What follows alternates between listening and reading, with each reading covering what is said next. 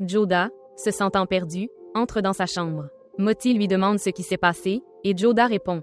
Est-ce qu'il est déjà arrivé qu'un empereur ne sache ni lire ni écrire? Moti dit. Non, cela n'a jamais pu arriver. Joda dit. C'est pourtant vrai, et le roi de ce palais est analphabète. Moti est choqué et dit. Quoi? L'empereur est analphabète? Joda répond. Oui, je n'y croyais pas non plus quand je l'ai découvert. Joda ajoute. Regardez à quel point il est sage, mais il n'a jamais été éduqué. Elles sont toutes les deux stupéfaites par cette révélation.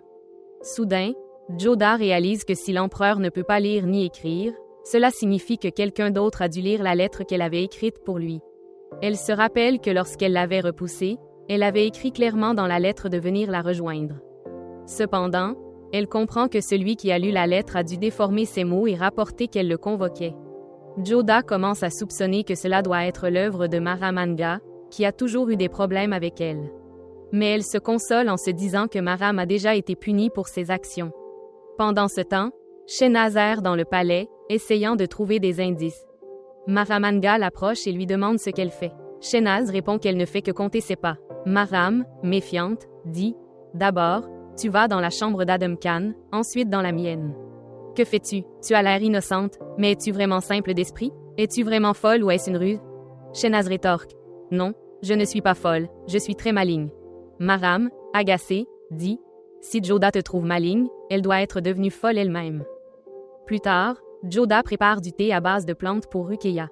Ruqayya refuse de le boire, affirmant que c'est trop amer. Joda insiste. « Non, tu dois le boire, c'est bon pour ta santé. » Joda semble distraite et Ruqayya le remarque, demandant « Est-ce que tu penses à aller voir Jalal?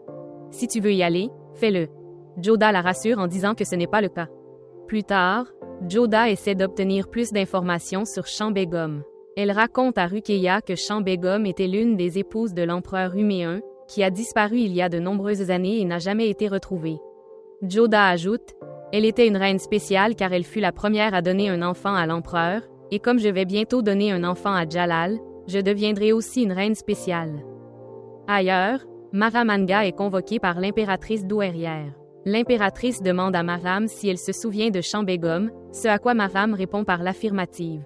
L'impératrice explique qu'ils ont reçu une lettre de Shah Begum, affirmant qu'elle est en grand danger.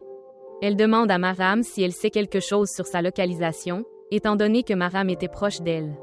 Maram, visiblement troublé, prétend ne rien savoir. Maram tente de minimiser la lettre, suggérant qu'il pourrait s'agir d'une conspiration, et se demande pourquoi Shah Begum écrirait après toutes ces années. L'impératrice insiste sur le fait qu'il est possible qu'elle soit en danger, raison pour laquelle elle a écrit la lettre au lieu de venir en personne.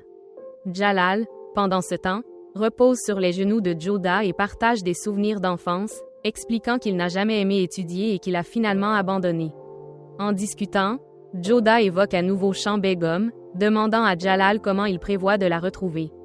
Jalal commence à élaborer un plan et appelle des artistes ainsi que des témoins pour venir dans ses appartements.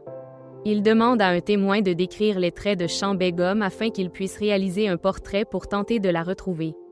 Dans une cachette secrète, Maram est furieuse et interroge ses soldats pour savoir qui a aidé à envoyer la lettre à l'empereur. Elle confronte violemment Shah Begum, exigeant de savoir comment elle a réussi à envoyer la lettre et qui l'a aidée. Maram la gifle plusieurs fois, la menaçant. « Dis-moi le secret du trésor, ou je te tuerai. Personne ne viendra te sauver ici. Tout le monde pense que tu es déjà morte. Comment as-tu osé écrire à l'empereur? »